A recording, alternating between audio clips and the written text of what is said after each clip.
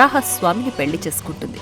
అనుకోకుండా వారిద్దరూ సంధ్యా సమయంలో కలుసుకోగా నరకాసునికి బీజం పడుతుంది. పగలు అనేది వెలుతురు, వేడి, జ్ఞానం, శక్తి వంటి గొప్ప లక్షణాలకు ప్రతీక. ఇక రాత్రేమో చీకటి, నిద్ర, అజ్ఞానం, కామం వంటి దుర్లక్షణాలకు ప్రతీక. కానీ సంధ్యా సమయం అనేది అసురులకు అనుకూల సమయం. మనం నిషిద్ధ కాలమైన సంధ్యా సమయంలో కలవడం వల్ల మనకు పుట్టబోయే పుత్రుడికి అసుర లక్షణాలు వస్తాయని విష్ణుమూర్తి అనగా వరాహస్వామి భూదేవికి చెబుతాడు. ఆ మాటలకు బాధపడిన భూదేవి తనకు పుట్టబోయే బిడ్డకి రాక్షస లక్షణాలొస్తే ఎప్పటికైనా విష్ణుమూర్తే తన బిడ్డను సంహరిస్తాడు అని భయపడి పుట్టే బిడ్డకు రక్షణ ప్రసాదించమని వరం కోరుతుంది. దానికి విష్ణుమూర్తి సరే అని తన తల్లి చేతుల్లోనే ఇతనికి మరణం సంభవిస్తుందని అభయం ఇస్తాడు.